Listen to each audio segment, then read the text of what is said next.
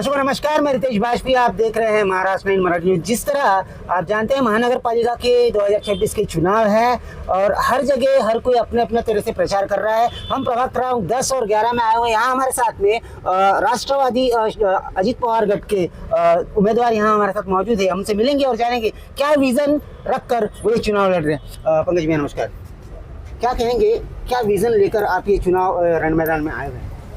यहाँ पे जो जनता की मूलभूत सुविधाएं हैं, आरोग्य है, शिक्षा है, रोजगार है, हम इसको लेकर के मैदान में आए हैं। यहाँ पे बहुत से ऐसे जो युवा है जो शिक्षित है वो रोजगार के लिए भटक रहे हैं। हमारा सबसे पहला काम यह है कि यहाँ के युवा रोजगार यानी लोगों को रोजगार दिलाना, इसके लिए हम लोग प्रयत्नशील रहेंगे। जी, देखा जाए तो प्रभाग की अगर बात करें तो बरसात के मौसम में प्रभाग में सब तरफ पानी ही पानी भर जाता है, तो ये एक बहुत बड़ी समस्या है। इसका निराकरण किस तरह से होना चाहिए, क्या लगता है आपको? पिछले चुनावों में यहाँ पे चारों जो प्रत्याशी वो कांग्रेस के चुन के आए थे और कहीं ना कहीं ऐसा लगता है कि सरकार बीजेपी की रहने के वजह से यहाँ पे भेदभाव का होने की वजह से यहाँ पे बहुत से काम ऐसे हैं जो नहीं किए गए और इसकी वजह से यहाँ पर बारिश के पानी का और नाले की दीवारों की सुरक्षा जो दीवार होती है उसका यहाँ काम बचा हुआ है, जिसको हम सबसे पहले उसी की शुरुआत करेंगे। हम नागपुरवासी देख रहे हैं स्मार्ट नागपुर की बहुत सारी बातें हो रही है। क्या स्मार्ट नागपुर में क्या नई तब्दीली आई है, क्या कहेंगे? कोई तब्दीली नहीं है, सिर्फ कैमरे लटके हुए चौक चौक पर स्मार्ट नागपुर के नाम पे, अब वो भी बंद पड़े हैं जी। वहाँ भी कोई घटना हो जाती है, कुछ हो जाता है तो उसकी ड्राइव जब ढूंढने की समय आता है तो उसमें कुछ मिलता नहीं है। यहाँ कई बार रिंग रोड पर एक्सीडेंट हुए, चौकों पर एक्सीडेंट हुए, पर वो भी कैमरा जो है वो जनता की सेवा के लिए असमर्थ है जी। आने वाले 15 तारीख को चुनाव है, क्या एक अपील आप अपने मतदाताओं से करना चाहेंगे?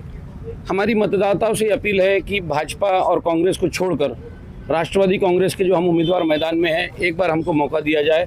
और सभी अनुभवी है, ईश्वर काका बर्डे, मैं पंकज शुक्ला, मेरे भी माता पिता यहाँ नगर सेवक रहे, मैं बहुत सालों से सामाजिक कार्य में हूँ, डॉक्टर मंगेश बेंडे और हमारी श्वेता डोमकुंडवार, हमारे मनोहर ताई, ये जितने उम्मीदवार हैं, मनीष मसराम जी, हम लोग कहीं ना कहीं किसी न किसी वजह से कहीं ना कहीं समाज कार्य में जुड़े रहे हैं और हमको समाज की सेवा करने की जो एक आदत है वो अपने घर से और हमारे संस्कारों से मिली है। इसलिए हम वादा करते हैं कि हमारे चुनाव जीतने के बाद हम हर समय जनता के लिए अवेलेबल रहेंगे। चुनाव जीतने के बाद हर समय जनता के लिए अवेलेबल रहेंगे, ये बहुत बड़ी बात पंकज जी शुक्ला इन्होंने कही है। हमारे साथ प्रभाग क्रमांक 11-10 से जो उम्मीदवार है वो भी यहाँ मौजूद है, मिलेंगे और जानेंगे उनकी विजन क्या है। जी नमस्कार, मेरा नाम ईश्वर बर्डे है और मैं जाफरनगर, गोरेवाड़ा और जिंगाबाई टाकरी यहाँ इस ये परिसर से खड़ा हूँ।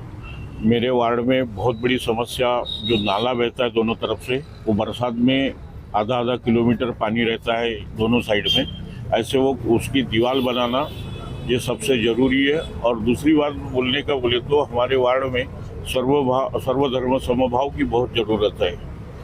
इसके कारण मैं सभी वार्ड के वासियों को कहना चाहता हूँ कि इन्होंने दिन रात काम करके रात में इनको अच्छी नींद आना चाहिए। इसके लिए मैं मेरे वार्ड में सभी समाज को साथ में लेके चलने की कोशिश करूँगा। आप इससे पहले एक बार नगर सेवक रह चुके हैं, जनता के लिए पुरजोर आगे बढ़कर इन्होंने काम किया है और इन्होंने एक बात कही है कि मेरी जनता रात को आराम से सोए, इसलिए मैं चुनाव लड़ना चाहता हूं और सेवा का कार्य करना चाहता हूं। हमारे साथ आगे और भी उम्मीदवार हैं, उनसे मिलेंगे और जानेंगे। डॉक्टर साहब क्या कहेंगे? मैं यही कहना चाहूँगा कि जो स्मार्ट सिटी अभी आपने प्रश्न पूछा था, स्मार्ट सिटी का बेसिक चीज़ें होनी चाहिए कि वो साइंटिफिक अप्रोच के साथ में होनी चाहिए। जैसा कि आपने अभी अगर मानकापुर पुल देखा होगा, RBI स्क्वायर पे जितना बड़ा इन्होंने साइंटिफिक अप्रोच नहीं लिया है, उसकी वजह से पूरा ट्रैफिक जाम हो जाता है। उसी के साथ में इन्होंने जो पुल बनाया है उसको तोड़ा गया है, ये गलत काम किया है इन्होंने। ये साइंटिफिक अप्रोच नहीं है, सिर्फ ये लोग सिर्फ स्मार्ट नाम लेते हैं लेकिन स्मार्ट काम नहीं कर रहे हैं। तो ये लोगों को सोचना चाहिए कि ऐसे लोगों से हम लोग ने बच के रहना चाहिए और जो पढ़े लिखे लोग हैं उनके पीछे इन्होंने रहना चाहिए।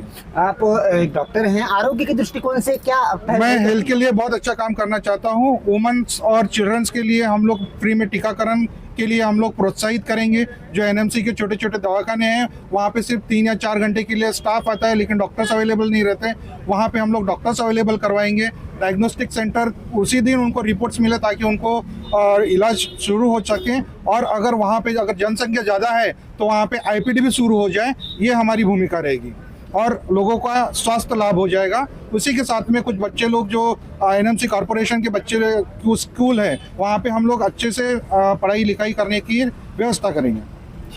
आपने देखा, हम 3 उम्मीदवारों से मिले, तीनों उम्मीदवारों से हमने बातचीत की, जाना कि उनकी इच्छा शक्ति क्या है, किस तरह के विकास काम करने की उनकी मंशा है। हम आपको इस चुनावी दंगल में और भी लोगों से मिलाते रहेंगे, हर एक बात आप तक के पहुंचाते रहेंगे। तब तक आप देखते रहिए महाराष्ट्र 9 मराठी।